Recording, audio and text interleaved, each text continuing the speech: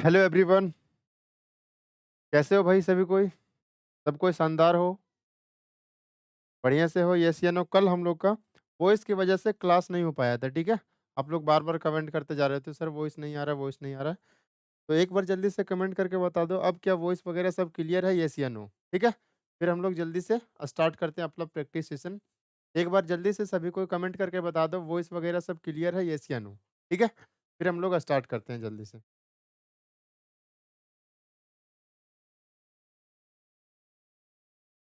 चलिए। तो स्टार्ट करते हैं हम लोग जल्दी से। एक बार जल्दी से कमेंट करके बता दो सभी कोई भाई कि वॉइस सही है और ये विज़िबिलिटी सही है, सही एक बार जल्दी से कमेंट करके बताओ। चलो स्टार्ट करते हैं, ठीक है भाई? क्लास देखो, कल नहीं हो पाया था, ठीक है? आज हम लोग स्टार्ट करते हैं, सवाल पढ़िए। एक व्यक्ति ने 8 किलोमीटर की दूरी 4 किलोमीटर पर आवर की चाल से, 12 किलोमीटर की दूरी 3 किलोमीटर पर आवर की चाल से और 18 किलोमीटर की दूरी 2 किलोमीटर पर आवर की चाल से तय की। कुल यात्रा में उसकी औसत चाल, ठीक है? क्या पूछा गया है? एवरेज स्पीड, ठीक? तो जब भी एवरेज स्पीड पूछा जाए, चलिए बहुत बढ़िया, ऑल ओके। जब भी एवरेज स्पीड पूछा जाए, तो सबसे पहले ध्यान देना कि हमको पूछा क्या है, तो सबसे पहले एवरेज स्पीड से पहले देखो कि ये एक तरह का स्पीड है, ठीक है? चाल यानी कि स्पीड। तो स्पीड बराबर क्या होता है? डिस्टेंस अपॉन टाइम, ठीक है? क्लियर है? अब आपको क्या पूछा? औसत चाल, यानी कि जैसे ही औसत चाल पूछा जाए तो उस केस में क्या होगा कि टोटल डिस्टेंस लेना है और टाइम भी हमको टोटल लेना है, ठीक है? Total distance, total time. अब टोटल डिस्टेंस देख लेते हैं। 8 किलोमीटर और 12 किलोमीटर, 20 किलोमीटर, 20 किलोमीटर और 18 किलोमीटर कितना हो गया? 38 किलोमीटर हो जाएगा हमारा, ठीक है? 38 किलोमीटर, ठीक? आगे टोटल टाइम। अब टाइम निकालना, टाइम तो दिया नहीं है, हमको टाइम निकालना है, ठीक है? टाइम कैसे निकालोगे? तो टाइम बराबर क्या होता है? डिस्टेंस अपॉन स्पीड, ठीक? तो डिस्टेंस कितना? 8 किलोमीटर कितना के स्पीड से? 4 किलोमीटर पर आवर के स्पीड से, तो कितना टाइम लग जाएगा? तो यहाँ से 2 आवर आ जाएगा, ठीक है? 8 को भाग करो 4 से 2 आवर, 12 को भाग करो 3 से 4 आवर, ठीक है? 18 को भाग करो 2 से यानी कि 9 आवर। तो टोटल टाइम कितना हो गया? 2 आवर और 4 आवर, 6 आवर और 9 आवर यानी 15 आवर। तो भाग कर देंगे टोटल टाइम से, ठीक है? कितना आ जाएगा? 15 दूना 30, कितना बच जाएगा? 8। पॉइंट बैठाएँगे, 1 ज़ीरो लगाएँगे, कितना हो जाएगा? 80, 15 पचे 75, ठीक है? कितना बच जाएगा? 5, फिर से ज़ीरो आ जाएगा, फिर से 15 तिया 45 यानी 2.53। ये हमारा करेक्ट उत्तर हो जाएगा, ऑप्शन नंबर पहला हमारा राइट आंसर है, ठीक है? आगे चलें, नेक्स्ट सवाल देखिए। एक कक्षा के सभी 60 छात्र गणित की परीक्षा में शामिल हुए। 25 छात्रों ने 96 औसत अंक प्राप्त किए, शेष छात्रों को 84 औसत अंक मिले। पूरी कक्षा का औसत अंक। देखो, टोटल जो है वो स्टूडेंट कितना? 60। 25 स्टूडेंट का एवरेज कितना है? एवरेज मार्क्स 96 और बोला गया शेष छात्रों का 84 औसत अंक है, ठीक है? जो भी शेष बच गया है, उसका औसत अंक कितना है? 84 और आपसे क्या पूछा गया? पूरा क्लास का औसत बता दो। बहुत ही आसान है, निकाल लेंगे हम लोग आसानी से। देखो, सबसे पहला काम, जो डेविएशन पढ़े होंगे बहुत अच्छी बात है, ठीक है? समझ में आ जाएगा उनको एक बार में, तो हम डेविएशन लगाते हैं। अब डेविएशन बोलोगे सर डेविएशन कहाँ पे लगाते हैं? तो जहाँ पे भी प्लस का साइन आपको दिखे, ठीक? क्लियर है? जैसे कि जहाँ पे भी आपको प्लस का साइन, यहाँ 60 स्टूडेंट का निकालना है, यानी पहले कितना दिया? 25, ऐसे बताते हैं यहाँ पे। 25 स्टूडेंट का, यहाँ पे स्टूडेंट लिख लो, ठीक? 25 स्टूडेंट का औसत मार्क्स कितना है? 96 यानी कि यहाँ पे एवरेज मार्क्स कितना है? 96, ठीक है? अब बच कितना गया? टोटल कितना है? 60, 60 में से 25 यहाँ ले लिए, ठीक है? तो बचा कितना? तो 60 में से 25 घटा देंगे, यानी कि मेरे पास बच गया 35। अब बोला गया है कि 35 का जो एवरेज मार्क्स है वो कितना है? 84, ठीक है? तो आपसे बोला गया है कि ओवरऑल बता दो। ओवरऑल बोले तो 60 स्टूडेंट का एवरेज मार्क्स बता दो। तो आप चाहो तो यहाँ से भी निकाल सकते हो, ठीक है? लेकिन आसान कब पड़ेगा? जब हम इसका रेशियो ले लेते हैं, ठीक? इसका रेशियो ले लेते हैं। यहाँ से काट लो 5 से 5 बार में और 5 से 7 बार में, यानी 5:7। इसका रेशियो ले लो, बहुत आसान हो जाएगा और बहुत ईज़ी हो जाएगा सवाल बनाना। 5:7, ठीक? अब हम बस रेशियो में खेलेंगे। अब जब भी हमको ओवरऑल निकालना है ना, तो हम यहाँ पे 2 तरीके से बना सकते हैं। एक तो वेटेड एवरेज लगा के बना सकते हैं, दूसरा तरीका कि हम डेविएशन लगाएँगे। अब डेविएशन कैसे लगाएँगे? अब देखो, ये 94 को हम क्या ऐसे लिख सकते हैं 84 प्लस 12 लिख सकते हैं, यस या नो? आप बोलोगे जी सर लिख सकते हैं। ये अब भी 96 ही है, कोई दिक्कत? अब यहाँ से हम देखेंगे कि 84 तो यहाँ भी दिख रहा है, 84 तो यहाँ भी दिख रहा है, यानी ओवरऑल 84% हो जाएगा, कोई दिक्कत? 84% नहीं बोलेंगे, 84 हो जाएगा ओवरऑल, ठीक? ओवरऑल 84, लेकिन यहाँ पे क्या हुआ कि 12 बढ़ा है, तो 12 बढ़ा है तो 5 की वजह से 12 कितना बढ़ जाएगा टोटल? पहले देख लो एक्स्ट्रा कितना 12, ठीक है? यहाँ पे कितना है? 5, तो 12 गुना 5 कितना हो जाएगा? 60, प्लस है ना तो प्लस 60, ठीक? और डिवाइड किससे करेंगे? तो टोटल निकालना है ना, तो टोटल डिवाइड कर दो 12 और सॉरी 5 और 7, 12, 12 से डिवाइड कर दो, ठीक है? तो 12 पचे 60, 84 और 5 कितना हो जाएगा? 89, यानी कि 89 इस सवाल का हमारा करेक्ट उत्तर हो जाएगा। ऑप्शन नंबर ए हमारा राइट आंसर है, ठीक है? चलिए आगे चलते हैं भाई। 124 मीटर और 116 मीटर 2 लंबी ट्रेन क्रमशः 28 किलोमीटर पर आवर और 44 किलोमीटर पर आवर की चाल से एक दूसरे की ओर चल रही है। मिलने के बाद उन्हें एक दूसरे को पार करने में कितना समय लगेगा? ठीक है? टाइम निकालना है। सबसे पहले ये देखो, कोई भी क्वेश्चन है, सबसे पहले फोकस करो कि उसमें निकालना क्या है और दिया क्या है। ये चीज़ जो जिसको समझ में आ जाएगा, वो सवाल को तुरंत कर लेगा। देखो टाइम निकालना है, तो टाइम बराबर क्या होता है? डिस्टेंस अपॉन स्पीड, ठीक है? Distance upon speed. अब जब भी 2 ऑब्जेक्ट का केस आएगा ना, जैसे आ गया 2 ट्रेन आ गया या 2 मैन आ गया, ठीक है? और जब भी डायरेक्शन ऑपोज़िट हो, ठीक? जब भी ऑपोज़िट डायरेक्शन हो और ट्रेन का केस आ जाए, तो उस केस में हम लोग क्या करेंगे? जो स्पीड लेंगे, ठीक? स्पीड लेंगे, वो क्या लेंगे? दोनों का स्पीड जुड़ जाएगा। जैसे बहुत को ट्रेन में आप लोग सफ़र किए होंगे तो उनको पता होगा, एक ट्रेन इधर से जा रहा है, दूसरा ट्रेन इधर से जा रहा है, ठीक है? Opposite direction. ऑपोज़िट डायरेक्शन में जब ट्रेन एक दूसरे को पार करती है, तो उस केस में आपको खुद खुद दिखेगा कि स्पीड जो है वो दिखेगा फ़ास्ट, ठीक है? अब एक बार ऑब्ज़र्व करके देखना, स्पीड क्या होता है? दोनों का जुड़ जाता है, ठीक? तो स्पीड क्या हो जाएगा? तो दोनों का स्पीड लेंगे हम लोग, स्पीड टोटल स्पीड हो जाएगा 28 किलोमीटर पर आवर और 44 किलोमीटर पर आवर, स्पीड जुड़ जाएगा। और डिस्टेंस कितना हो जाएगा? तो दोनों का डिस्टेंस भी जुड़ जाएगा। 124 मीटर और 116 मीटर कितना हो जाएगा? 100 और 100 200, 24 और 16 40, तो 240 मीटर। ये क्या आ गया भाई? डिस्टेंस आ गया, ठीक है? ये आ गया हमारा डिस्टेंस। स्पीड क्या लेंगे? तो जब भी डायरेक्शन अपोज़िट हो तो स्पीड का सम लेंगे हम लोग। 28 प्लस 44, तो 20 और 40 60, 8 और 4 12, यानी 72 किलोमीटर पर आवर। कोई दिक्कत? आप बोलोगे सर यहाँ तक हमको कोई दिक्कत नहीं है। लेकिन ऑप्शन जो है वो किसमें? सेकंड में है, ठीक? तो हमको पता है कि किलोमीटर पर आवर को मीटर पर सेकंड में हम आसानी से बदल सकते हैं। अब मीटर से मीटर कट जाएगा, बचेगा क्या? सेकंड में। तो हम ऐसा करते हैं, किलोमीटर पर आवर को हम मीटर पर सेकंड में बदल देते हैं, ठीक है? समझ गए आप लोग कि मीटर पर सेकंड में बदलने के बाद जो भी उत्तर आएगा वो किसमें आएगा? डायरेक्ट सेकंड में आएगा। तो मीटर पर सेकंड में बदलने के लिए क्या करते हैं? 5/18 से गुणा करते हैं, ठीक? अब ये 18 कहाँ चला जाएगा? ऊपर चला जाएगा, या फिर यहीं से भी काट सकते हो 18 से 4 बार में, कोई दिक्कत नहीं है, ठीक है? 5 चौक 20, 20 से कितना बार में चला जाएगा ये? 12 बार में, यानी जो भी सवाल का उत्तर आया है वो सेकंड में आया है, और कितना आया है? 12 सेकंड आया है, जो कि ऑप्शन नंबर 2 हमारा राइट है, ठीक है? गुड आफ्टरनून भाई। होगा, आज से क्लास होगा, ठीक है? ऐप पे भी क्लास होगा। चलिए, अगला सवाल देखिए। रवि के पास एक केक है जो 6 सेमी त्रिज्या के गोले के आकार का है। फिर उसने इसे चॉकलेट में डुबोकर फ्रीजर में रख दिया। कुछ समय बाद उसने देखा कि चॉकलेट ने केक के ऊपर 2 सेंटीमीटर मोटी परत बनाई। केक को चॉकलेट में डुबाने के बाद उसके पृष्ठीय क्षेत्रफल में कितने प्रतिशत परिवर्तन होता है? देखो, अब आप चाहो तो यहाँ से एग्ज़ैक्ट मान निकाल के बना सकते हो, लेकिन दूसरा तरीका हम आपको बता रहे हैं कि आप रेशियो से निकालो। क्यों? क्योंकि आपको परसेंटेज परसेंटेज तो दिया नहीं है, लेकिन आपसे परसेंटेज पूछा है। जब भी परसेंटेज निकालना हो ना, तब एग्ज़ैक्ट मान का कोई ज़रूरत होता ही नहीं है, ठीक है? तो हम लोग बस रेशियो में खेलेंगे।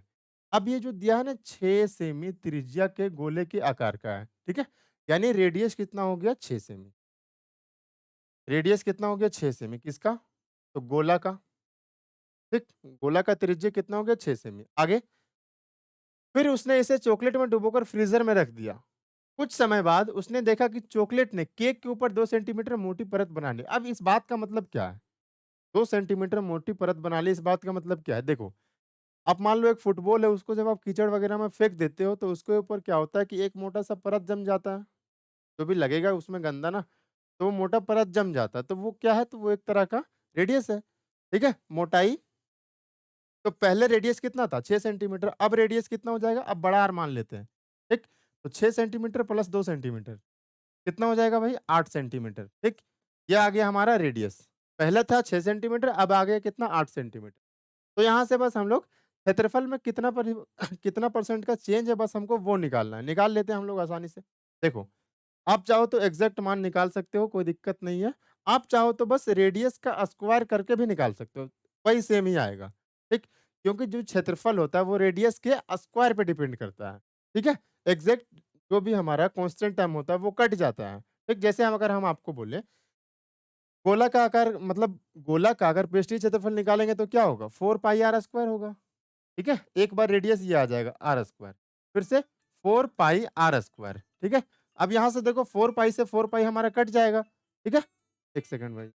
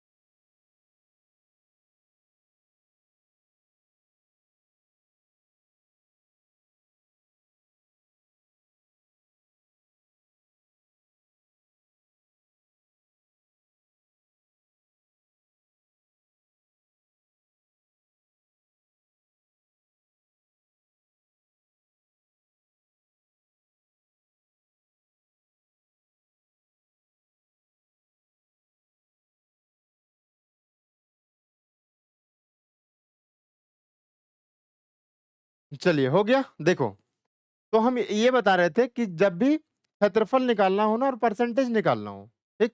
तब हम क्या करेंगे रेडियस के स्क्वायर पे डिपेंड करता है, क्लियर? रेडियस के स्क्वायर पे। अब जो भी यहाँ पे एग्ज़ैक्ट माने जैसे 4 पाई तो कट गया। तो इसीलिए बताएँ कि रेडियस का बस स्क्वायर निकाल लो और वहाँ पे हम लोग चेंज देख लेंगे। रेडियस का जब स्क्वायर किए तो कितना आया 9 और यहाँ पे कितना आया मतलब 36 और कितना आया 84 फिर से काट के कितना आया 9 और 16 तो कितना का इंक्रीमेंट हुआ, कितना बढ़ा है? 7 बढ़ा है। कितना पे बढ़ा है? तो 9 पे। तो 7/9 परसेंटेज में कितना होता है? तो 77.78 77 होता है 78 ठीक है? आगे चलते हैं। लता ने ₹2160 में 2 पंखे खरीदे। एक पंखे को 15% के लाभ पर और दूसरे पंखे को 9% की हानि पर। बेचने पर उसे पूरे लेन-देन में ना तो लाभ होता है और ना ही हानि होता। प्रत्येक पंखे का क्रय मूल्य क्या है? देखो, अब जब भी ऐसा सवाल आए ना कि ना ही लॉस होता है और ना ही प्रॉफिट होता है, तो उस बात का मतलब क्या हुआ? No loss, no profit. इस बात का मतलब कि जितना हमारा सीपी था उतना ही हमारा एसपी है। क्लियर? जितना सीपी है उतना एसपी है। समझ में आया ना? No loss no profit. तो बस ये देखना है। तो यहाँ पे देख हम मान लेते हैं कि पहला पंखा जो है उसको ए मान लेते हैं और दूसरा पंखा जो है उसको बी मान लेते हैं। ठीक है? पहला पंखा का मान लो सीपी ए है और दूसरा पंखा का सीपी मान लो बी है। क्लियर? अब यहाँ से हम देखेंगे पहला पंखा यानी कि ए इसको 15% का लाभ पर बेचा जाता है, तो ए का 15% निकाल लो। ठीक है? क्लियर? अब दूसरा पंखा कौन है? बी। अब बी को क्या 9% के नुकसान पे बेचा जाता है। अब आप खुद बताओ, ये कोई प्रॉफ़िट है, ये हमारा लॉस है, तो जितना प्रॉफ़िट होगा उतना ही लॉस होगा, यानी जितना सीपी होगा उतना ही एसपी होगा, तो प्रॉफ़िट और लॉस भी हमारा बराबर हो जाएगा, ठीक है? क्लियर है? तो ये दोनों आपस में बराबर होंगे, ठीक? परसेंट से परसेंट हमारा कट जाएगा 3 से 5 बार में और 3 से 3 बार में, तो A बटा B कितना आ जाएगा? A बटा B 3 बटा 5 ये क्या आया है? तो ये हमारा सीपी है, सीपी का रेशियो है ना? अब यहाँ से हम लोग देख लेते हैं, ये हमारा आ गया सीपी का रेशियो। अब आप चाहो तो ऐसे बना सकते हो, कैसे? चलो, तरीका बहुत सारा है। ये देखो स्टार्टिंग में क्या हमारा प्रत्येक पंखे का हम निकाल के बता देते हैं, क्योंकि अब अगर ऑप्शन से बताएँ ना तो आप कन्फ्यूज़ हो जाओगे, निकाल के ही बता देते हैं। देखो, तो टोटल सीपी कितना है? 5 और 3 8, 8 का मान कितना दे रखा है सवाल में? 2160, 2160 किसका मान है? 8 का, ठीक है? मान किसका निकालना है? 3 का भी निकालना है और 5 का भी निकालना है। 3 का निकालना है तो 3 से गुना कर दो, 8 से 8 दूना 16, कितना बच जाएगा? 5, 8 सत्ते 56 और 0, 27 तिया 81 यानी 810, 810 कहाँ पे दिख रहा है? यहाँ पे दिख रहा है। आगे निकालने का ज़रूरत नहीं है, चाहो तो निकाल सकते हो, ठीक है? आगे चलते हैं। बस कॉन्सेप्ट बस ये है इस सवाल में कि जब भी प्रॉफिट और लॉस सेम हो, उस केस में सीपी बराबर एसपी, ठीक है? आगे चलते हैं। कुछ वस्तुएँ 4500 में खरीदी जाती है। यदि 1/3 वस्तुएँ 15% की हानि पर बेची बेची गई है, तो शेष वस्तुओं को कितने प्रतिशत लाभ पर बेचा जाना चाहिए, ताकि पूरे लेन-देन पर 20% का प्रॉफिट हो? बहुत ही आसान सवाल, इतना आसान कि कुछ कह नहीं सकते। देखो 1/3 सबसे पहले लिख लो 1/3। अब ये जो नीचे है ना, ये वाला नीचे दिख रहा है आपको, इसी को मान लो टोटल, ठीक है? तो टोटल वस्तु जो है, टोटल वस्तु वो कितना हमारा टोटल वस्तु मान लेते हैं हमारे पास 3 है। क्लियर? अब 3 का अगर आप 1/3 निकालोगे, 3 का 1/3, 3 का 1/3 तो कितना आ जाएगा? 1 आ जाएगा। यानी एक वस्तु को 15% की हानि पे, अब जब भी ऐसा सवाल आए ना, टाइप देख लो, ध्यान से देख लो। जब भी ऐसा सवाल आए, तो उस केस में साइन के साथ लेंगे, यानी अगर हानि हो रहा है ना, तो लिखो माइनस, माइनस 15%, ठीक है? अब देखो, आगे बोला गया तो शेष वस्तुओं को कितने प्रतिशत के लाभ पर, अब ये शेष वस्तु क्या है? तो हम यहाँ से निकालेंगे कि टोटल हम 3 माने थे, 3 में से 1 वस्तु तो यहाँ पे हम बेच दिए 15% के नुकसान पे, तो बचा कितना? 2 वस्तु बचा है, ठीक है? अब पूछा गया है कि ये जो शेष वस्तु है, इसको कितना परसेंट के प्रॉफिट पे बेचा जाए कि ओवरऑल आपको 20% का प्रॉफिट हो, ठीक है? ओवरऑल आपको 20% का प्रॉफिट हो। अब हम पहला सवाल में ही आपको बताए थे, यहाँ पे देखो, पहला सवाल में भी आपको हम क्या बताए थे यहाँ पे? यहाँ पे डेविएशन लगा के बताए थे, यहाँ पे आपको ओवरऑल निकालना था, ठीक है? लेकिन इस सवाल में क्या है कि आपको ओवरऑल दे दिया है। इस सवाल में क्या है कि आपको ओवरऑल दे दिया है और आपको रिवर्स में आना है, यानी रिवर्स डेविएशन लगाएँगे हम लोग, ठीक? तो देखो 20% अगर यहाँ ओवरऑल 20% प्रॉफिट हो रहा है, यानी कि कहने का मतलब क्या है कि 20% यहाँ भी प्रॉफिट हुआ होगा और 20% यहाँ भी प्रॉफिट हुआ होगा। इस बात का मतलब ये है, ठीक है? अगर ओवरऑल 20% प्रॉफिट हो रहा है, इस बात का मतलब क्या है? कि ये 2 वस्तु पे भी 20% का प्रॉफिट हो रहा है और वे 1 वस्तु पे भी 20% का प्रॉफिट हो रहा है। लेकिन लेकिन यहाँ पे क्या है? 15% का नुकसान है। तो बस यही हमारा गड़बड़ है। देखो हमारा गड़बड़ कहाँ पे है? यहाँ पे, कि होना चाहिए था 20% का प्रॉफिट, लेकिन हो गया 15% का नुकसान। तो ओवरऑल कितना लॉस हुआ है भाई देख लो। होना चाहिए था 20% का प्रॉफिट, हो गया 15 का नुकसान, यानी ओवरऑल 35% का नुकसान हुआ है। कितना का नुकसान हुआ? 35% का, ठीक है? 35% का नुकसान हुआ। अब इसको कहाँ पे लिखेंगे? ये 35% को हम ये 1 के साथ गुना करके, ठीक है? और यहाँ पे क्या है? साइन माइनस है। सबसे पहले यहाँ पे प्लस कर दो और ये 35 का 35 लिखो और ये गुना हम यहाँ पे 1 लिखेंगे, ठीक? और निकालना क्या है? जो निकालना है उसी के ऊपर वाले मान से भाग कर दो। यानी भाग किससे करेंगे? हम 2 से भाग कर देंगे, ठीक है? 1 सेकंड भाई। 2 से हम क्या करेंगे? भाग कर देंगे। क्लियर? चलिए बहुत को जवाब बता रहे हैं।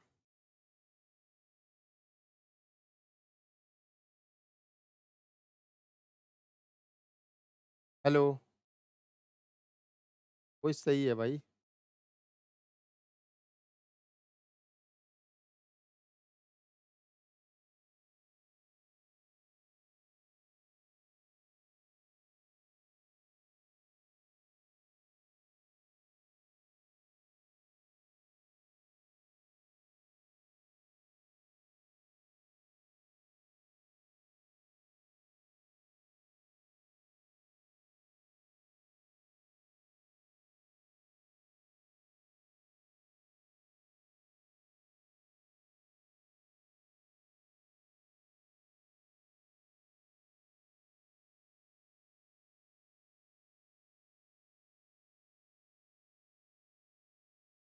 और आप जितने कोई भी है मतलब जो भी बच्चे हैं, ठीक है? अब से आप मॉक लगाना स्टार्ट कर दो। जितना सिलेबस आपका हो गया है मतलब मैथ का सिलेबस अभी बचा है बट हिंदी का और रीज़निंग का सिलेबस कंप्लीट हो चुका है, बाकी जीएस का जो भी बचा है वो सर करवा देंगे, बाकी मैथ हम करवा ही रहे हैं। तो आप क्या आपको क्या करना है अब आप टेस्ट लगाना स्टार्ट कर दो, ठीक है? क्लियर?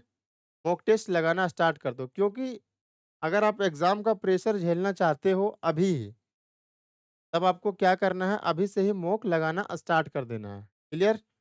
ताकि वहाँ पे प्रेशर झेल पाओ वरना कुछ नहीं कर पाओगे, जानते हुए भी सब कुछ छूट जाएगा। ठीक? समझ में आया? चलो ये सवाल बता रहे थे ना?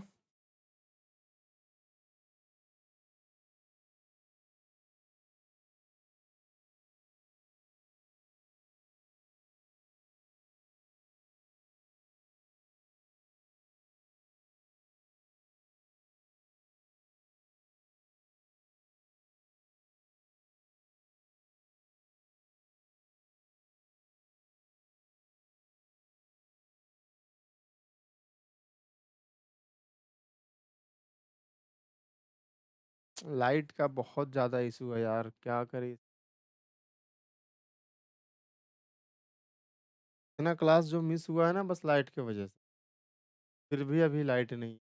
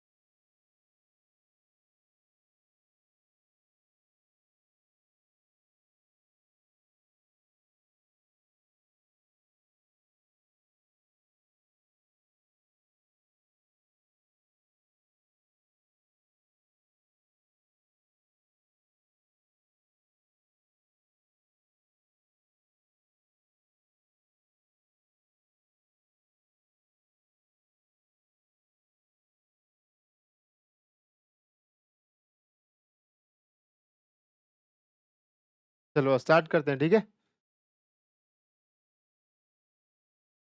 टोटल वस्तु कितना मान लिए थे भाई हम? टोटल वस्तु 3 माने थे, उसमें से 1 को 15% के नुकसान पर बेच रहे थे। यस? फिर बच गए 2। 2 को कितना परसेंट के प्रॉफिट पे बेचा जाना चाहिए ताकि और प्रॉफिट कितना हो 20%। ठीक है? ऐसा कुछ हमारा सवाल था। हमको ये निकालना है, ठीक है? Question mark. अब देखते हैं कि जब ओवरऑल 20% आपको जब प्रॉफिट दिया गया है, तब इस बात का मतलब क्या है कि हमको यहाँ भी 20% प्रॉफिट हो रहा होगा और यहाँ भी 20% प्रॉफिट हो रहा होगा। ठीक है? लेकिन यहाँ पे हमको क्या दिख रहा है कि 15% का नुकसान, होना चाहिए था 20% का प्रॉफिट, लेकिन हो गया 15% का नुकसान। तो ओवरऑल कितना का नुकसान हुआ है? 35% का। ठीक है? तो यहाँ पे क्या लिखेंगे? -35%, यहाँ पे +35%। क्लियर? और गुना करेंगे किससे? 1 से। और डिवाइड किससे करना है? डिवाइड कौन-सा निकालना है? हमको ये निकालना है, तो इसके ऊपर वाला क्या है? 2। क्लियर? 2 से कितना बार में चला जाएगा? 2 से साढ़े 17 बार में चला जाएगा। तो साढ़े 17 प्लस 20 कितना हो जाएगा? साढ़े 37% कौन-सा ऑप्शन है? ऑप्शन नंबर 3 हमारा सही है, साढ़े 37% और साढ़े 37% इस सवाल का करेक्ट उत्तर हमारा हो जाएगा। ठीक है? जनरेटर, ठीक है भाई, जनरेटर इन्वर्टर है, ठीक है? इन्वर्टर है बट जनरेटर नहीं है। चलो सवाल देखो। एक व्यापारी किसी उत्पाद के अंकित मूल्य पर 20% छूट देता है। व्यापारी इस घटे मूल्य पर एक और साढ़े 36% की छूट देता है। दोनों कटौतियों एकल कटौती देखो, अब यहाँ पे आपको पता है बहुत सारा तरीका है बनाने का, बट हम यहाँ पे देखो ऑप्शन जो बहुत दूर-दूर है। ठीक है? कोई भी सवाल में जहाँ पे आपको ऑप्शन दूर-दूर दिखे वैसे सवालों में एप्रोक्सीमेशन लगाओ। ठीक? हम जानते हैं कि आप एसएससी जीडी वाले बच्चे हैं। आपको अगर फ़ॉर्मूला से 1000 सवाल भी करवा दिया जाए ना, तो आप आसानी से कर लोगे। लेकिन जैसे ही अपना दिमाग यूज़ करने के लिए बोला जाए और थोड़ा फ़ास्ट करने कैलकुलेशन करने के लिए बोला जाए, तो आप घबरा जाते हो। तब ऐसा नहीं करना है, ठीक है? देखो, स्मार्ट भी बनना है आपको ताकि जल्दी सवाल कर पाओ। हम इस सवाल को क्या करेंगे, एप्रोक्सिमेशन से बनाएँगे। पहले क्या हुआ 20% का डिस्काउंट दिया गया, फिर क्या हुआ साढ़े 36% का डिस्काउंट दिया गया, ठीक है? तो डिस्काउंट का फ़ॉर्मूला क्या होता है जब भी 2 डिस्काउंट दिया जाए ना, जब भी 2 डिस्काउंट दिया जाए, तो उस केस में आप सक्सेसिव लगा लिया करो बहुत आसान पड़ता है। तो सक्सेसिव डिस्काउंट के केस में, ठीक? देखो फ़ॉर्मूला हमारे पास एक ही है, यही फ़ॉर्मूला है a plus b plus a Guna b बटा 100 सक्सेसिव का फ़ॉर्मूला यही है, ठीक है? जब भी 2 चीज़ पे चेंज देके और ओवल और चेंज पूछे ना तो सक्सेसिव लगाएँगे और यही फ़ॉर्मूला होता है, क्लियर? लेकिन अगर आपको डिस्काउंट निकालना हो, डिस्काउंट, तो डिस्काउंट के केस में बस यहाँ पे माइनस लगा देना अपने से, ठीक है? और माइनस 36.5% और यहाँ पे माइनस और माइनस फिर से प्लस आ ही जाना है, तो प्लस 20 गुना 36.5 और बटा कोई दिक्कत? आप बोलोगे सर कोई दिक्कत नहीं है। अब यहाँ पे हम लोग देखते हैं 20 और 36 कितना हो जाएगा? 56.5 यही होगा ना? 56.5 माइनस माइनस जुड़ जाएगा, साइन माइनस ही रहेगा, प्लस 1 जीरो से 1 जीरो हमारा कट जाएगा, 2 से 5 बार में कट जाएगा और 5 से काट लेते हैं, 5 से 5 सत्ते 35 और 5 एकम 5 7.1 ठीक है? 7.1 क्लियर? अब यहाँ पे 5 में से 1 जाएगा तो कितना बचेगा? घटाना है ना? सही किए हैं ना हम? कोई दिक्कत तो नहीं है? चलो सही है। 5 में से 1 जाएगा तो कितना बच जाएगा? 4 ठीक है? यहाँ पे कितना हो जाएगा? 56 56 में से 7 जाएगा तो 16 में से 7 जाएगा तो 9 यहाँ पे 4 49.4 49.4 ठीक है? 49.4 49.2 आ रहा है भाई, कहीं पे कुछ गलती हुआ क्या? 49 पॉइंट यही होगा। यहाँ पे चेक करते हैं कहीं पे कोई दिक्कत तो नहीं। 20 और 36 56.5 ये सही है। 20 इंटू 36.5 बटा 100 1 जीरो से 1 जीरो कट गया 2 से 5 5 सत्ते 35 ठीक है? 1 देखो यहाँ पे थोड़ा-सा गलती हो गया है 5.3 ठीक है? सॉरी 7.3 5 सत्ते 35 1 बचेगा ना? 3 बार में चला जाएगा 7.3 अब यहाँ 7.3 जब घटाएँगे तो आ जाएगा 49.2 क्लियर? तो ये सक्सेसिव से लगा लिए आसानी से। चाहो तो आप रेशियो से भी कर सकते हो, कोई दिक्कत नहीं। लेकिन हमको क्या करना है, वहाँ पे एग्ज़ाम में हमको नॉलेज का प्रदर्शन नहीं करना है। हमको जल्दी सॉल्व करके आगे बढ़ना है। आगे चलते हैं। निम्नलिखित व्यंजक का मान ज्ञात करें। अब इसका मान निकालना है। ठीक है? मान निकालना है, इसका मान निकालो भाई। मान निकालो। देखो, सबसे पहले ऑफ, ऑफ ध्यान में देना, ठीक है? ब्रैकेट के बाद ऑफ। ऑफ यहाँ पे है, 12 गुना 12 कितना हो जाएगा? 144। 144 को जब 144 से भाग करेंगे तो कितना आ जाएगा? 1। यानी यहाँ से यहाँ तक का सॉल्यूशन क्या आया? 1 आया। माइनस और माइनस क्या हो जाएगा? प्लस 4। यहाँ पे माइनस 17 और 10 27, 27 में से 3 जाएगा तो कितना बचेगा? 24। लेकिन साइन माइनस में होगा। माइनस जब बाहर निकलेगा ब्रैकेट से तो ये माइनस माइनस क्या हो जाएगा? प्लस 24। ठीक है? तो 24 और 4 28, 28 और 1 95 माइनस 29। ठीक है? 15 में से 9 जाएगा तो 6 बचेगा, 7 में से सॉरी 8 में से 2 जाएगा तो 6 बचेगा। यानी 66 इस सवाल का करेक्ट उत्तर हमारा हो जाएगा। ये सब फ्री का नंबर है, ठीक है? अब एक बच्चा एक क्लास देख के क्या बोल रहा था पता है? एक क्लास देख के एक बच्चा बोल रहा था कि सर इतना ईज़ी नहीं आता शिफ्ट में। देखो, हम कहीं से उठाए नहीं है, ठीक है? आप पेपर खोल के देख लेना 2 फरवरी, ठीक है? 2023 का सेम पेपर मिलेगा। तो सवाल कहीं से खुद से नहीं लाते हैं। जो भी आपका पीवाईक्यू वही उठा के लाते हैं। आगे, एक मोबाइल फ़ोन 15,500 में खरीदा गया था। इसके मूल्य में 20% प्रति वर्ष की दर से मूल्य ह्रास होता है। 2 वर्ष बाद इसका मूल्य ज्ञात कीजिए। ठीक है? 2 वर्ष बाद इसका मूल्य ज्ञात करना है। बहुत आसान है यार। देखो, वर्तमान जो है फ़ोन, वर्तमान भी बोल सकते हो या ऐसा बोल सकते हो कि कितना में खरीदा गया तो 15,500 में सीपी। ठीक है? आगे क्या हुआ? 20% प्रति वर्ष मूल्य क्या होता है? ह्रास हो जाता है। यानी हर साल 20% इसका दाम मूल्य ह्रास का मतलब क्या है पता है? कि हर साल 20% का कमी हो जाता है। क्लियर? हर साल 20% का कमी हो जाता है। तो 20% का मतलब क्या होता है? 1/5। ठीक? क्लियर है? यानी कि अगर मूल्य 5 था, तो अब कितना हो गया? 4। ऐसे भी समझ सकते हो डायरेक्ट। अगर ये सब लोचा में नहीं पढ़ना चाहते हो ना, डायरेक्ट अगर समझना चाहते हो तो ऐसे देखो। कोई भी मान अपने आप में 100% होता है। क्लियर? तो 100% में से अगर 20% का कमी हो जाएगा तो कितना बचेगा? 80%। तो यहाँ पे हम 80% से ही गुणा किए। 4/5 का मतलब 80% ही होता है। ठीक है? आगे, ये 1 साल का कहानी हुआ, 2 साल का है ना, 2 साल, 2 साल बाद यहाँ पे फिर से 4/5। ठीक है? अब यहाँ पे 5 बचे 25, 25 से कितना बार में चला जाएगा? 25 छक्का 150, 5 बच जाएगा, 25 दूना 50। यहाँ पे 1 0 नहीं आएगा। 4 चौक 16, 16 दूनी 32 का 2 कितना बच जाएगा? 3, 16 छक 96, 96 और 3 कितना आ जाएगा? 99। ये हमारा करेक्ट उत्तर हो जाएगा। ये हो गया, इसको बोलते हैं सीरीज मेथड। आप चाहो तो रेशियो से 2-2 का सक्सेसिव लगा के भी बना सकते हो। देखो, बताते हैं ना। अभी क्या बताएँ कि एक चेंज दिया और ओवरऑल चेंज पूछा हो ना 2 साल का, यानी कि 2 चेंज, ओवरऑल चेंज निकालना हो तो 20% प्लस 20%। ठीक है?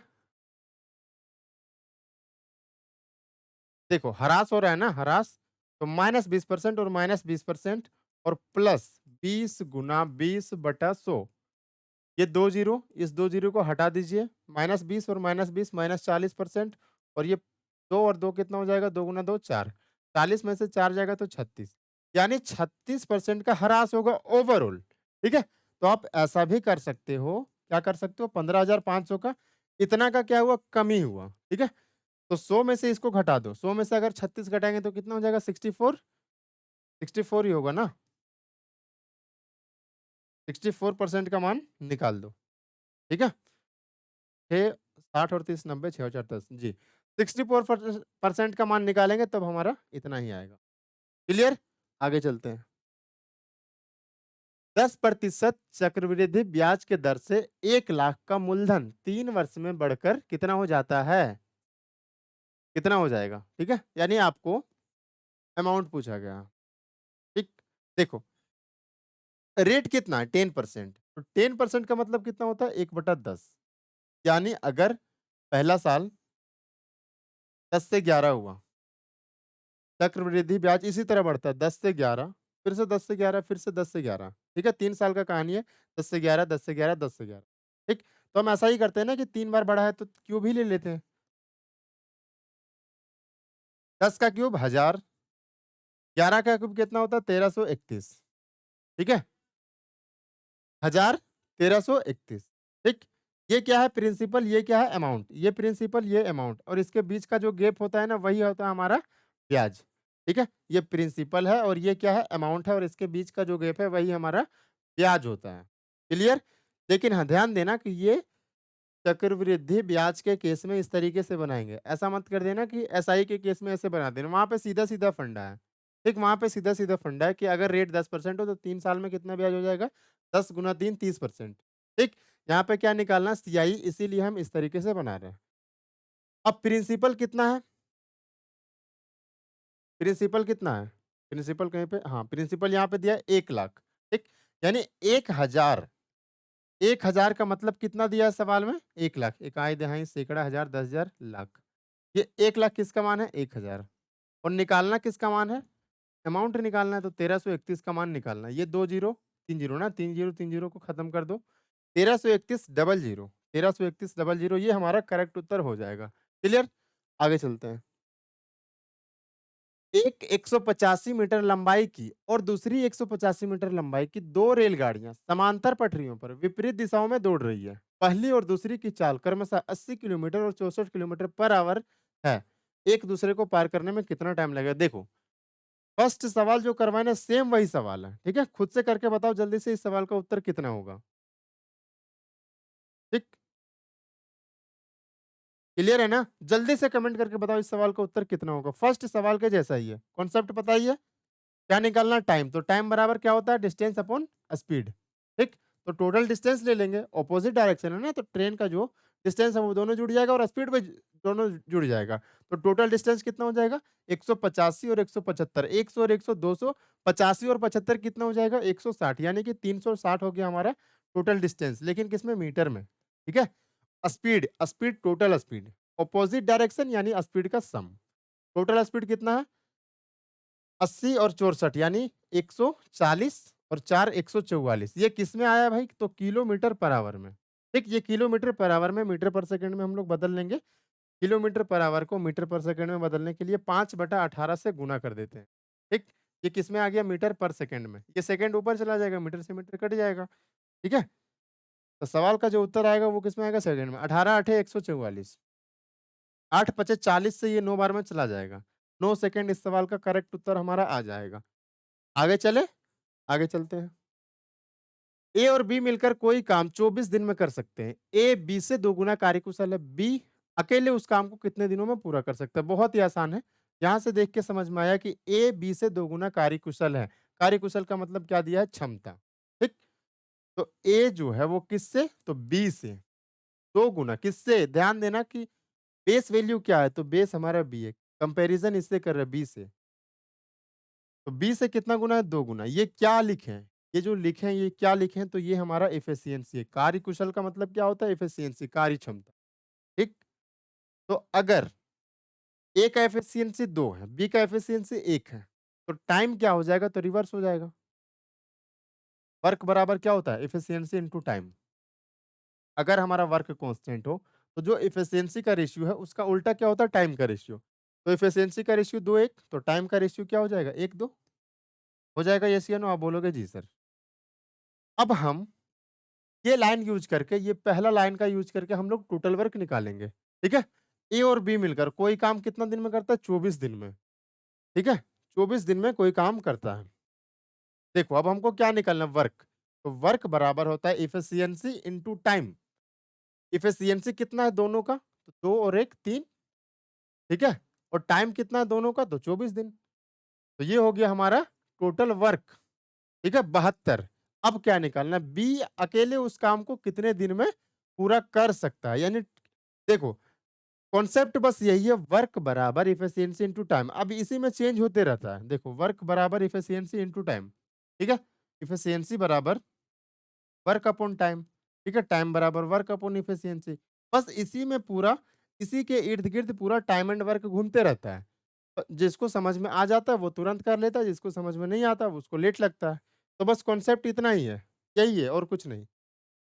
अब देखो, हमको निकालना क्या है? टाइम। यहीं से देख लो कि टाइम निकालना, तो टाइम बराबर क्या होता है? टाइम बराबर वर्क अपॉन एफिशिएंसी। वर्क हमको पता चल गया, एफिशिएंसी किसका? तो जिसका टाइम निकालना है उसी का एफिशिएंसी लेंगे। तो बी का टाइम निकालना है तो बी का एफिशिएंसी कितना है? 1 तो 1 से भाग कर देंगे। 24 तिया कितना हो जाएगा? 72, 1 से भाग करो 72 ही आएगा। आगे, एम और एन मिलकर एक कार्य को 18 दिनों में, एन और पी 26 दिनों में, ठीक है? एम और पी 14 दिनों में पूरा कर सकते हैं, ठीक? दिनों की अनुमानित संख्या ज्ञात करें, जहाँ पी एक साथ काम करके कार्य को पूरा कर सकते हैं, पूरा करते हैं, ठीक है? बहुत ही आसान सवाल है, बहुत आसान, इससे आसान तो कुछ है ही नहीं। देखो, M plus N, M plus N कितना दिन में काम करता है? 18 दिन में। आगे, एन प्लस पी कितना दिन में काम करता है? 26 दिन में, ठीक है? एम प्लस पी, यही है ना? Plus P, M plus P, ठीक। एम प्लस बी कितना दिन में काम करता है? 14 दिन में। अब यहाँ से हम सबसे पहला काम क्या करेंगे? टोटल वर्क निकाल लेंगे। टोटल वर्क तीनों का एलसीएम, यानी 18 का, 26 का और 14 का एलसीएम कितना हो जाएगा? तो हमको पता है कि 18 और 14 का एलसीएम 18 सत्ते 126 और 14 नवा 126, यानी 126 हो जाएगा। किसका एलसीएम? 18 का और 14 का, ठीक है? अब 126 में क्या छुपा है? 126 में 2 भी छुपा है ना, तो 26 को अगर हम जब भाग करेंगे इसको, तो यहाँ से 2 तो आ ही जाएगा, बचेगा कौन? 13, यानी ये आ गया हमारा एलसीएम। अब यहाँ पे हम एफिशिएंसी निकाल रहे हैं, ये टोटल वर्क आ गया, यहाँ से एफिशिएंसी निकालेंगे। एफिशिएंसी कैसे आएगा? ध्यान दो। ये क्या है? दिन, इससे भाग करो। 18 सत्ती 126, 7 गुना 13 यानी 91, ठीक? 26 से कितना बार में चला जाएगा? 26 से कितना बार में चला जाएगा? 13 से 2 बार में, यानी कि 63 ना, 63 बार में, ठीक? 63 दूनी 126, 63 बार में, 14 से 14 नवा और 13 नवा 117, इतना बार में आ जाएगा, ठीक है? अब जब ये आ गया, अब हमको पता चल गया तीनों का एफिशिएंसी। अब तीनों का हम एफिशिएंसी निकाल लेंगे अलग-अलग। तो एफिशिएंसी निकालेंगे तीनों का, तो सबसे पहले देखो इन दोनों को जोड़ो। तो m प्लस m कितना? 2m, n प्लस n कितना? 2n, p प्लस p कितना? यानी 2m plus 2p plus 2n। यही हुआ ना तीनों को जोड़ेंगे तो। और यहाँ पे अगर एफिशिएंसी जोड़ेंगे तो 1 और 3 4, 4 और 7 11 का 1 कितना बच जाएगा? 1, 10 और 6 16, 16 और 11 कितना हो जाएगा? 27। अब यहाँ से हम हर जगह से 2 कॉमन ले लेते हैं। 2 कॉमन ले लेंगे तो क्या बच जाएगा? 2 कॉमन लेंगे तो क्या बचेगा भाई? m plus p plus n, यही बचेगा ना? तो m plus p plus n तीनों का एफिशिएंसी कितना आ जाएगा? ये 2 को हम यहाँ ले जाएँगे, ठीक? अब हमको क्या निकालना है? यहाँ पे देखो, ध्यान दो। तीनों की संख्या यानी कि टाइम निकालना है, तो टाइम बराबर वर्क अपॉन एफिशिएंसी। वर्क कितना? तो वर्क हमारा यही तो है, टोटल वर्क यही है ना? 126 गुना 13, यही हमारा टोटल वर्क है। एफिशिएंसी कितना हो जाएगा? तो तीनों का एफिशिएंसी 271/2, यही है ना हमारा? अब ये 2 ऊपर चला जाएगा, यहाँ से हटा के ये 2 को हम ऊपर भेजेंगे, ठीक? अब इसको सॉल्व करोगे, आपका सवाल का उत्तर आ जाएगा। लेकिन हाँ, एक चीज़ ध्यान देना कि यहाँ पे मेंशन नहीं किया है, लेकिन सवाल का जो उत्तर है ना, वो एप्रॉक्स में दिया गया। मेंशन करना चाहिए इसको, बट नहीं दिया गया है। सवाल का उत्तर जो है वो एप्रॉक्स में है। क्लियर है? ध्यान देके देख लेना एक बार और कट कर लेना आराम से, कोई दिक्कत नहीं, ठीक? तो एप्रॉक्स में कितना आएगा भाई? काट लें एक बार। देखो, 13 से 13 दूना 26, 1 बच जाएगा, 13 एकम 13, ऐसे मान लेते हैं। 21 छक 126, 6 दूना 12, एप्रॉक्स सॉल्व किए हैं, ठीक है? पूरा-पूरा नहीं काटे हैं, एप्रॉक्स सॉल्व किए हैं, तो 12 दिन। 12.00 इस तरह से कुछ आएगा, 12.08, बट एप्रॉक्स हमारा यही है। आगे चलते हैं। 17 से विभाज्य 3 अंकीय सबसे छोटी संख्या और 34 से विभाज्य 2 अंकीय सबसे बड़ी संख्या का लघुत्तम समवर्तक क्या है? अब देखो, जिसके पास थोड़ा-सा भी लॉजिक है, थोड़ा-सा कॉमन सेंस है, थोड़ा-सा दिमाग है, अपना यूज़ कर सकते हैं दिमाग का, वो इस सवाल को देखते ही उत्तर बता सकते हैं। देखो, 17 से विभाज्य 3 अंक की सबसे छोटी संख्या, 3 अंक का सबसे छोटा संख्या क्या होता है? 100 होता है। तो 17 से भाग करो 100 को, ठीक है? कटेगा तो नहीं पूरा-पूरा, यानी कि 102 17 से कट जाता है। तो सबसे छोटा नंबर जो कि 3 डिजिट का है और वो 17 से कटता भी है, यानी वो नंबर 102 है। ठीक है? तो 3 डिजिट का नंबर हमको पता चल गया 102। नेक्स्ट, आगे 34 से विभाजित 2 अंक की सबसे बड़ी संख्या। अब 2 अंक का सबसे बड़ी संख्या जो 34 से विभाज्य हो, तो 34 तिया 102 हो जाता है। यानी 102 तो 3 डिजिट का हो जाता है। यानी 34 दूना 68 यानी 68 ही वो बड़ा से बड़ा नंबर है, जो 34 से कटता है और 2 डिजिट का भी है। ठीक है? क्लियर है यहाँ तक? 1 सेकंड भाई। यस 12.088 1 अगस्त 2005 के अंदर होती तो भर सकता। क्या बोल रहे हो भाई? अरे पढ़ लो यार अभी। कमेंट कमेंट बाद में खेलते रहना, ठीक है? थोड़ा सीरियस मतलब सीरियस नहीं बोल सकते हैं बट पढ़ाई के टाइम पढ़ाई, मस्ती के टाइम मस्ती, ठीक है? चलो, आगे। तो पता चल गया कि 3 अंक का नंबर मतलब 3 डिजिट का वो नंबर है जो 17 से विभाज्य है और सबसे छोटा भी है वो 102 है। 34 से विभाजित 2 अंकों की सबसे बड़ी संख्या 68 है, ठीक है? और इन दोनों का एलसीएम पूछा गया है, ठीक? अब हम बस ये देख लेते हैं कि सबसे बड़ा नंबर ही हमारा एलसीएम है। बस ये मान लो कि सबसे बड़ा नंबर यानी 102 हमारा एलसीएम है। लेकिन जब हम 68 से भाग करेंगे 102 को तो नहीं कटेगा यानी एलसीएम 102 नहीं हो सकता। इसका अगला बड़ा अगर करेंगे तो कितना हो जाएगा 204 ठीक है? इसका 2 गुना करेंगे 204 अब 68 से भाग देके देखो 204 कटता है? देख लो भाग देके। कितना बार में जाएगा? 8 तिया 24 यानी 180 और 24 204 जी। 68 से भाग करने पे 204 भी कट जाता है। 102 से जब भाग करेंगे तो 204 कट जाता है। यानी 204 इस सवाल का हमारा करेक्ट उत्तर हो जाएगा। ठीक है? देखो सबका डबल दिया गया है 102, 204, 408, 816 डबल-डबल दिया गया है लेकिन ये हमारा करेक्ट उत्तर। नेक्स्ट यदि h अपनी आय में से यहाँ कुछ मिसिंग है 1/3 ठीक है? 1/3 की बचत करता है और 15,600 प्रति माह खर्च करता है तो उसकी प्रति माह बचत देखो आय में से यानी बेस वैल्यू क्या है? आय है, ठीक है? तो नीचे वाला जो मान है वो क्या है हमारा इनकम। ये 3 जो है ना ये हमारा इनकम है, इनकम 3 पता है आपको? इनकम बराबर एक्सपेंडिचर प्लस सेविंग होता है, सभी को पता होगा, ठीक? तो इनकम कितना है 3 और एच जो है वो अपनी आय में से यानी 3 में से 1 की क्या करता है? बचत करता है, यानी सेव कितना करता है? 1 तो खर्च कितना कर रहा होगा? 2 होगा, 2 खर्च कर रहा होगा, ज़ाहिर-सी बात है और कुछ तो है ही नहीं। 3 उसका इनकम है, 1 वो बचा रहा है यानी खर्च कितना कर रहा है 2 क्लियर? अब यहाँ से हम आगे चलते हैं। दिया गया है कि 15,600 जो है वो प्रति माह उसका खर्च है। खर्च कितना है? तो 2 है। लेकिन 2 का मान सवाल में दे रखा है 15,600 15,600 किसका मान दे रखा है? 2 का। और निकालना क्या है? उसकी प्रति माह बचत। बचत कितना है? 1 यानी 1 यूनिट का मान निकालना है। 2 से भाग कर दो।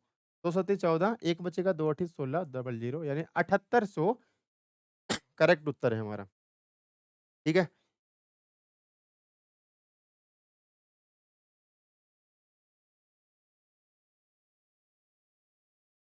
आगे। जय के पेटीएम वॉलेट में ₹500 है। उसने पहले अपने बैलेंस में 20% और फिर 25% की वृद्धि की। ठीक है? प्रारंभिक बैलेंस की तुलना में बैलेंस में प्रतिशत वृद्धि ज्ञात कीजिए। देखो, अब आपसे परसेंटेज देके परसेंटेज ही पूछा गया है, यानी ये जो एग्ज़ैक्ट मान दिया गया है ना, इसका कोई ज़रूरत नहीं है सवाल में। ऐसे भी सवाल का उत्तर निकाल सकते हैं। देखते हैं। अब देखो यहाँ पे, हम आप चाहो तो सक्सेसिव लगा सकते हो, चाहो तो रेशियो भी लगा सकते हो, कोई दिक्कत नहीं। इस सवाल को रेशियो से बताते हैं।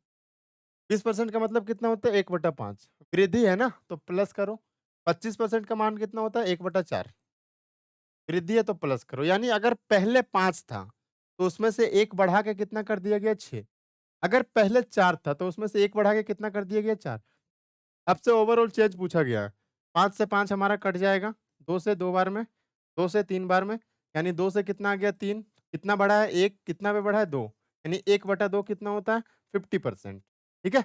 इसका कोई ज़रूरत नहीं है 500 जो दिया गया है ना, वो बस बेवकूफ़ बनाने के लिए दिया गया और कुछ नहीं। नेक्स्ट यदि पहली संख्या का 20% दूसरी संख्या के 1/3 के बराबर है, तो दूसरी संख्या का पहली संख्या से अनुपात क्या होगा? देखो बहुत ही आसान सवाल है, बहुत ही आसान। पहली संख्या को पहला ही मान लो कि पहली संख्या है, ठीक है? इसका कितना 20%, 20% का मतलब 1/5। दूसरी संख्या को दूसरा मान लो, इसका 1/3। ये दोनों बराबर हैं, ठीक है? बराबर है? जी, बराबर है। यहाँ पे दिया गया है ना बराबर है, बराबर कर दिए। अब क्या पूछा गया भाई? दूसरी संख्या का पहली संख्या से अनुपात, ठीक? कंपेयर किससे कर रहे हैं? पहली संख्या से। यानी बेस वैल्यू कौन बनेगा? पहला संख्या नीचे जाएगा, ठीक है? तो यहाँ पे पहला संख्या को नीचे ले जाए, क्रॉस मल्टीप्लाई करो 3 को, ये 5 का 5 ही रहेगा ना, ऊपर 2। हम यहाँ पे इसलिए नीचे कर रहे हैं क्योंकि बेस वैल्यू हमको पहली संख्या लेना है, तो पहली संख्या को नीचे ले जाओ। 3/5, यहाँ पे 5 3 भी दिया गया है, इसीलिए ऊपर में ही 5 3 दिया गया है ताकि आप कन्फ्यूज़ हो जाओ और गलती करो। आगे, एक शंकु की त्रिज्या और तिर्यक ऊंचाई का अनुपात 5:7 है। यदि इसका वक्र पृष्ठीय क्षेत्रफल 1760 सेंटीमीटर स्क्वायर है तो इसकी त्रिज्या ज्ञात करें। बहुत ही आसान, इससे कुछ आसान कुछ हो ही नहीं सकता है। देखो, जब भी रेशियो दिया गया हो और हमको एग्जैक्ट मान का जरूरत है तो वहां से क्या करेंगे? रेशियो हटाओ, उसके साथ वेरिएबल से कोई भी वेरिएबल के साथ गुना कर दो। जैसे हम यहाँ पे गुना कर दिए एक्स से, ठीक है? एक्स से गुना कर दिए, तो त्रिज्या क्या है? 5x। तिर्यक ऊंचाई यानी कि एल क्या है? तो 7x। अब जिसको पता होगा फॉर्मूला वो सेकंडों में कर लेंगे, चुटकी में। फॉर्मूला क्या होता है? शंकु का वक्र पृष्ठ क्षेत्रफल पाई आर एल, ठीक है? पाई का मान सवाल में दे रखा है, 22/7 लेना है। आर यानी त्रिज्या कितना? 5x। एल कितना है? एल यानी कि तिर्यक ऊंचाई कितना? 7x। ये क्या है? क्षेत्रफल है, लेकिन क्षेत्रफल सवाल में कितना दे रखा है? 760, सॉरी 1760, ठीक? अब इसको सॉल्व कर लो, सवाल का उत्तर आ जाएगा। 22 से कितना बार में जाएगा? 22 अठे 176, यही जाता है ना? 7 से 7 हमारा खत्म हो जाएगा। 5 से कितना बार में चला जाएगा? 16 बार में, ठीक है? तो एक्स स्क्वायर का मान आया 16, एक्स स्क्वायर का मान आया 16, तो एक्स का मान कितना आ जाएगा? 4, ठीक है? अब आपसे क्या पूछा गया? त्रिज्या, त्रिज्या कितना? 5x, तो 5x का मान कितना हो जाएगा? अगर x का मान 4 है तो 5x का मान 20। आगे चलें। नेक्स्ट, 5, 10 और 17 का चतुर्थ अनुपात। बहुत बार बताएं भाई ये ऐसा सवाल। First proportion, sorry second proportion ने मीन प्रपोर्शन, थर्ड प्रपोर्शन और फोर्थ प्रपोर्शन। तीन चीज ही आपसे पूछता है, या तो फोर्थ प्रपोर्शन पूछ लेगा, या तो थर्ड प्रपोर्शन पूछ लेगा, या तो मीन प्रपोर्शन पूछ लेगा। अगर फोर्थ प्रपोर्शन निकालना हो तो सेकंड नंबर और थर्ड नंबर का गुना कर देंगे। कॉन्सेप्ट बहुत सारे पिछले वीडियो में बता रखे हैं, इसलिए बार बार नहीं बता रहे हैं। डिवाइड किससे करेंगे? पहला नंबर, 5 दूना 10, 17 दूना 34, ये डायरेक्ट फोर्थ प्रपोर्शन आ गया। आगे, एकल छूट जो 20%, 22% और 25% की तीन क्रमिक छूटों के बराबर है। ये भी आसान है, इसमें भी कोई दिक्कत नहीं है। देखो, ओवरऑल डिस्काउंट निकालना है, ठीक? तो हम इसको सक्सेसिव से ही बना लेते हैं। पहले इन दोनों का सक्सेसिव लगाओ। डिस्काउंट है ना, तो माइनस माइनस 22 प्लस 20 गुना 22 और बटा 100, ठीक है? 20 बचे, 5 से भाग करो, 5 चौका 20, कितना बच जाएगा? 2, 5 चौका 20 यानी 4.4। तो कितना आ जाएगा? 20 और 22, 20 और 22 कितना हो जाएगा भाई? माइनस 42 प्लस 4.4, ठीक है? इसमें से इसको घटाओ, यानी 42 में से 5 ना घटा के, सॉरी 4 ना घटा के 5 घटा दो, एक ज्यादा, यानी 42 में से 5 जाएगा तो कितना बचेगा? 37, ठीक है? और हम 0.6 एक्स्ट्रा घटा दिए थे ना, तो 0.6 ऐड कर दो, यानी माइनस 37.6। कितना आया? माइनस 37.6। फिर आगे, फिर इन दोनों का सक्सेसिव निकालेंगे, निकाल लो। कितना आ जाएगा अभी देखते हैं। ये आ जाएगा माइनस 30.6, माइनस में ना, माइनस 37.6 और माइनस 25 प्लस 37.6 गुना 25 बटा 100, ठीक है? ये आ गया, यहां से आसानी से निकाल लेंगे। 25 से 4 बार में चला जाएगा, 4 से 4 नमा 36, एक बच जाएगा, 4 चौका 16 यानी कि 9.4, ठीक है? अब यहाँ पे हम देखते हैं 7 और 5 12 का 2 1 बच जाएगा या फिर ऐसा करो,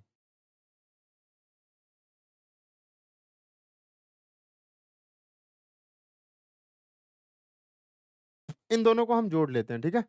6 और 4 10 यहाँ पे घट जाएगा ना, जुड़ेगा नहीं, घट जाएगा। चलो इन दोनों को जोड़ो, 5 और 7 12 का 2 1 बच जाएगा, 3 और 2 5 और 1 6 माइनस प्लस 9.4, ठीक है? कोई दिक्कत? अब हम ऐसा करते हैं देखो, थोड़ा-सा आसान बनाने के लिए हम यहाँ से ये करते हैं, ये पॉइंट हटा के ना नीचे एक 10 ज़ीरो ले आते हैं, इससे भी आसान हो जाएगा थोड़ा। अब यहाँ पे क्या करो और आसान कर लो या फिर घटा लो, 6 में से 4 जाएगा तो कितना बचेगा 2, 12 में से 3 9 जाएगा तो कितना बचेगा 3 और यहाँ पे 5 और नीचे कितना आ जाएगा 10, 2 से काट लो, 2 से काट लो 5 बार में 2 से काट लो, 2 दूना 4 1 बचेगा 2 छक 12 1 2 छक 12 266/5, ठीक है? ये हमारा करेक्ट उत्तर हो जाएगा। यहाँ से कैलकुलेशन है, आप चाहो तो थोड़ा फास्ट भी कर सकते हो, कोई दिक्कत की बात नहीं है। लेकिन अगर चाहो आप इसको अगर चाहो कि ओवरऑल अगर डिस्काउंट हमको निकालना है और अगर आप रेशियो मेथड से जाओ, तब भाई बहुत लॉन्ग पड़ जाएगा। इसीलिए ये तरीका अपनाओ कि जब भी 2 का केस आए, ओवरऑल निकालना हो, सक्सेसिव लगा दो तुरंत, ठीक है? हाँ, लेकिन एक चीज़ ये भी ध्यान रखना, अगर इस टाइप का फ्रैक्शन दिया हो ना, तब यहाँ पे हम लोग सक्सेसिव नहीं लगाएँगे, तब हमको रेशियो लगाना है, ठीक? ध्यान देना। तो ये आज का क्लास हम लोग का कंप्लीट हो चुका है, 20 का 20 सवाल हो चुका है। ठीक है भाई, मिलते हैं कल इसी टाइम, इसी क्लास में इतना बजे ही। तो सभी कोई लाइव रहें और आराम से पढ़ें। अब ज़्यादा टाइम बचा नहीं है, मॉक वगैरह अपना स्टार्ट कर दें और उसका एनालाइज़ बढ़िया से करें, ठीक है? स्टार्टिंग में जब मॉक देना स्टार्ट करोगे तो ये ध्यान देना, ज़्यादा क्वेश्चन अटेम्प्ट करने के चक्कर में मत रहना। कम अटेम्प्ट करना लेकिन एक्यूरेसी 100% होना चाहिए, यानी जो सवाल जानो, उसी को बनाओ। फिर जाके उसका एनालाइज़ करो आराम से। उसका एक नोटबुक बना लेना, जो एनालाइज़ करते हो उसका। जो क्वेश्चन नहीं जानते उसको लिखो, उसी को बार-बार सप्ताह में 1 बार 2 बार देख लिया करो। तब चीज़ें जाके समझ में आएँगी और आपका स्कोर बूस्ट होगा। वरना आप बनाते जा रहे हो, मॉक पे मॉक देते जा रहे हो, कुछ इम्प्रूव हो ही नहीं रहा, तो कोई फ़ायदा नहीं है। एक मॉक दो, उसका एनालाइज़ ऐसा करो कि अगर उस टाइप का सवाल फिर से अगर कोई दूसरा शिफ्ट में आ गया या दूसरा मॉक में आ गया, छूटना नहीं चाहिए। अगर इस टाइप से करोगे, तब फिर आपका स्कोर बूस्ट होगा, ठीक है? और ये हड़बड़ाना मत, क्या स्टार्टिंग में जब आप फर्स्ट मॉक दोगे, तो 160 में से हो सकता है आपका 50 नंबर ही आए, तो डिमोरलाइज़ नहीं होना है, ठीक है? डिमोरलाइज़ बिल्कुल मत होना है, सबके साथ होता है। धीरे-धीरे स्कोर आपका बढ़ेगा, बस ये ध्यान देना कि आप जो चैप्टर पढ़ लिए हो, बस उससे सवाल नहीं छूटना चाहिए। ये सबसे बड़ी बात है, कि जो चैप्टर पढ़ लिए हो, सवाल उससे नहीं छूटना चाहिए। अगर उससे छूटता है, तो उस चैप्टर को जाकर फिर से रिवाइज़ करो, जिस टाइप का सवाल छूटा है, उस टाइप को बार-बार रिवाइज़ करो, तब जाके स्कोर बूस्ट हो। ठीक है भाई? बाय। इंग्लिश क्लास तो नहीं भाई, इसके लिए माफ़ी चाहते हैं, इंग्लिश क्लास नहीं है, ठीक है? क्वेश्चन बोलो तो इंग्लिश में टाइप हो सकता है, बट क्लास इंग्लिश का अवेलेबल नहीं है, क्योंकि आपका भी टाइम वेस्ट नहीं करना है, खुद का भी टाइम वेस्ट नहीं करना है, ठीक है? चलिए बाय। 118 से 120 नंबर बहुत बढ़िया भाई, थोड़ा और एक्यूरेसी 100% होना चाहिए, ठीक?